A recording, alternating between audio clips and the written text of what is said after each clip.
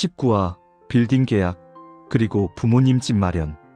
A9 개발 지연 소식에 이어 민간 의견 충돌이라는 두 번째 기사가 뜬 밤, 현수는 모니터를 3개 켜놓고 건설사 지자체 개발업체의 과거 기사들을 새벽까지 찾아보며 패턴을 분석했다. 그러다 딱 한 가지 공통점을 발견했다. 의견 충돌 지연은 있어도 방향성은 바뀌지 않는다. 이런 초반 진통은 오히려 개발이 더 크게 확장될 때 자주 나타났다는 점. 그리고 그 확신은 세 번째 문장에서 완성됐다. 민간 의견 충돌? 흔히 말하는 추가 보상 요구일 가능성이 높다.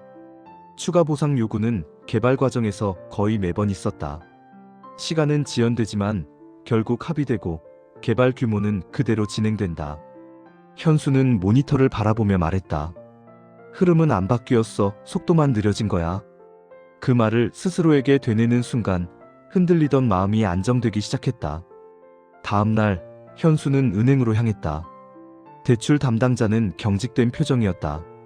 본점에서 리스크를 재평가하고 있습니다. 개발 지연 이슈도 있고요. 현수는 바로 반격했다. 지연은 사실관계가 명확하지 않습니다. 기사도 추가 검토 수준이고요. 제가 조사한 바로는. 현수는 밤새 분석한 자료와 개발업체의 과거 사례들을 하나씩 꺼내 보여줬다. 지연 시 복구 기간, 지자체 협상 패턴, 보상 요구 조정 후의 개발 속도, 주변 토지 매입 현황. 담당자의 눈이 조금씩 커졌다. 이 많은 자료를 직접 정리하신 건가요? 네, 제가 리스크를 모르고 투자하는 사람은 아니니까요. 현수는 단호하게 말했다. 대출 비율을 조정하시려면 명확한 근거가 있어야 합니다. 지금은 그 근거가 부족합니다. 잠시 침묵이 흐른 뒤 담당자는 종이를 내려놓았다. 일단 본점에 다시 전달해 보겠습니다. 협상 1차전 현수의 완승이었다. 건물로 돌아오자 리모델링 대표가 잠시 시간을 내보라고 했다.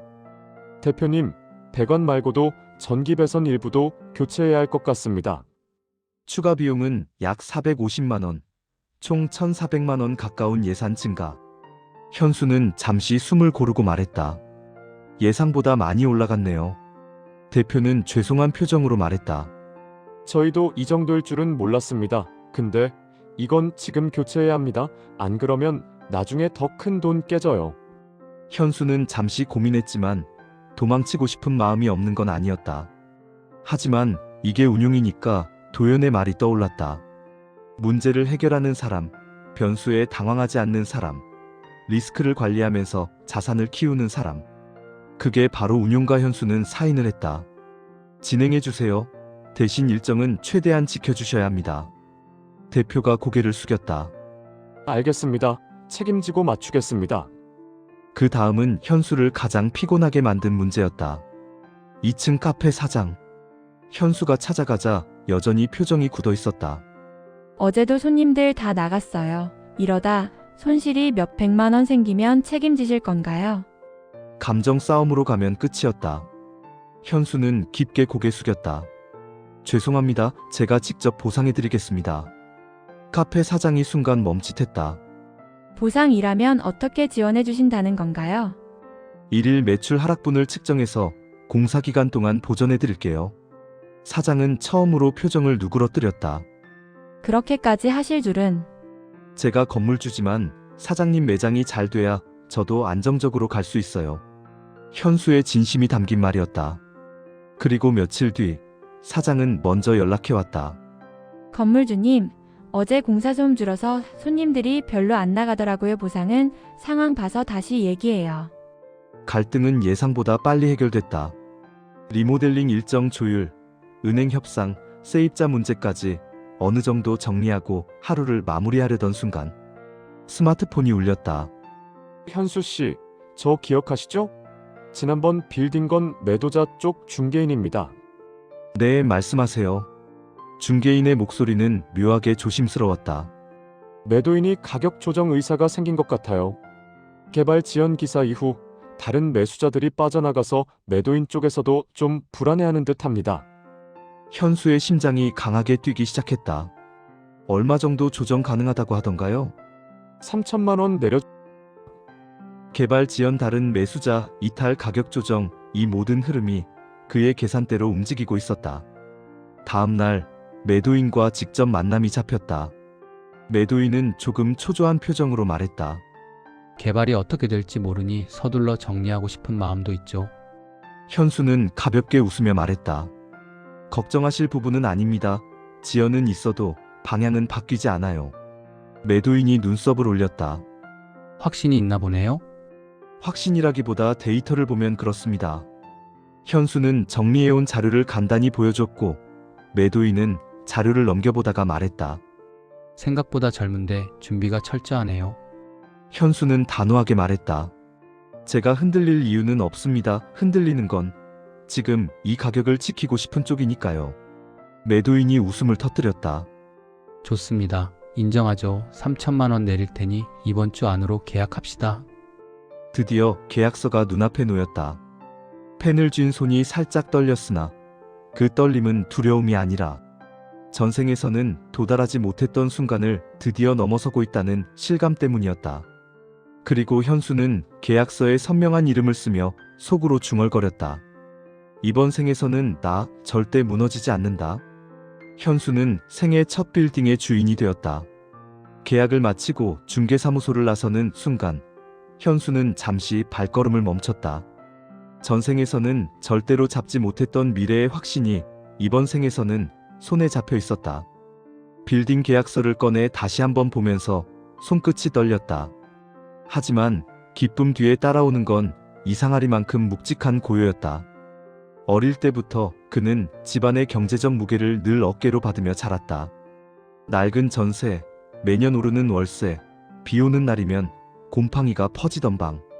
전생에서 어머니는 집 걱정이라는 단어에 지쳐 마지막 몇 년을 병원 신세로 보냈다. 그때의 죄책감이 계약서 위로 비처럼 떨어졌다. 현수는 조용히 중얼거렸다. 이제 그 집 걱정을 없애야 할 때다. 부모님 집을 고르는 일은 자신의 집을 고르는 것보다 더 어렵다는 걸 그날에서야 알았다. 조건을 잡는 데만 이틀이 걸렸다. 1층 또는 엘리베이터 있는 신축, 병원 시장 대중교통 접근성, 관리비 낮은 아파트, 주변의 경로당과 산책로. 무엇보다 습기 없는 집. 현수는 여러 부동산을 돌며 하루 종일 메모장을 채웠다. 중개사들은 처음엔 대충 대하다가 현수의 질문에 놀랐다. 이 아파트는 배관 전면 교체가 5년 전 완료됐다고 하셨죠? 곰팡이 이력은요? 어르신들 편의시설은 어디에 모여 있나요? 주변 병원 응급실 이용 시간대가 궁금합니다. 하루가 끝날 때쯤 중개사 한 명이 피식 웃었다. 아드님 본인 집 고를 때보다 더 꼼꼼히 보시는 것 같은데요? 현수는 미소를 지었다. 네, 이번 집은 제 집보다 훨씬 더 중요해서요. 며칠 후 현수는 한 아파트의 8층 앞에서 멈춰섰다. 복도식 구조, 남향 깔끔한 화이트톤 인테리어, 넓지는 않지만 두 분이 살기엔 충분하다. 창문을 열자 저 멀리 공원이 보였다. 달리는 아이들, 햇빛에 반짝이는 나무들, 그 모습이 낯익었다.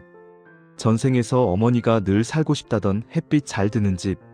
하지만 그때는 선택할 수 없었다.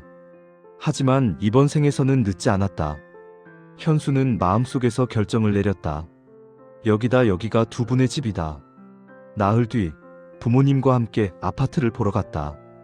현관문을 열자 어머니는 자동으로 손을 모았다. 어머, 여기 너무 깨끗하고 좋다. 현수야, 이런 곳은 우리가 구경만 해도 되는 집이야, 안 그래?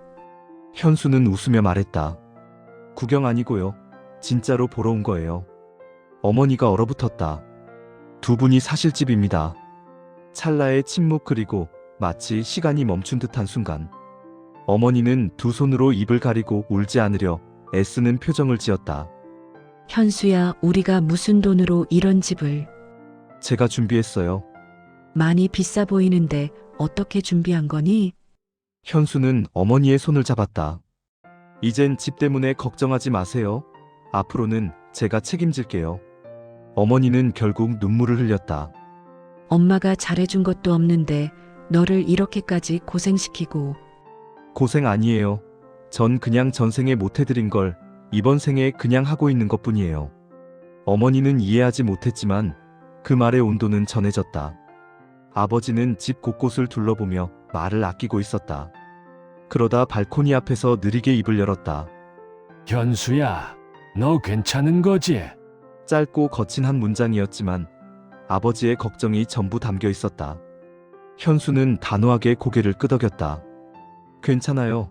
제가 감당할 수 있어요. 이건 무리해서 하는 게 아니라 해야 해서 하는 거예요. 아버지는 머뭇거리다가 어깨를 두드렸다. 고생했다. 우리 아들.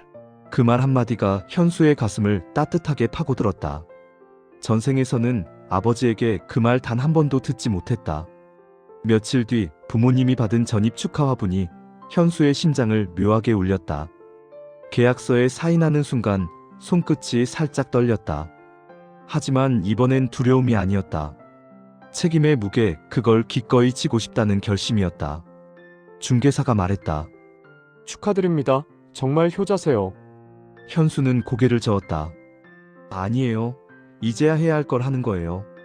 입주날 어머니는 새집 곳곳을 돌아다니며 한마디씩 중얼거렸다.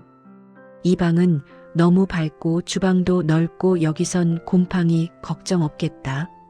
현수는 어머니가 문 사이로 비치는 해의 반짝임을 바라보는 모습을 보며 조금 멀리 떨어져 서서 숨을 들이켰다. 이 장면 정말 다시 볼 수 있을 줄 몰랐는데. 어머니가 돌아서며 말했다. 현수야, 꼭 밥 먹고 가라. 엄마가 맛있는 거 많이 해줄게.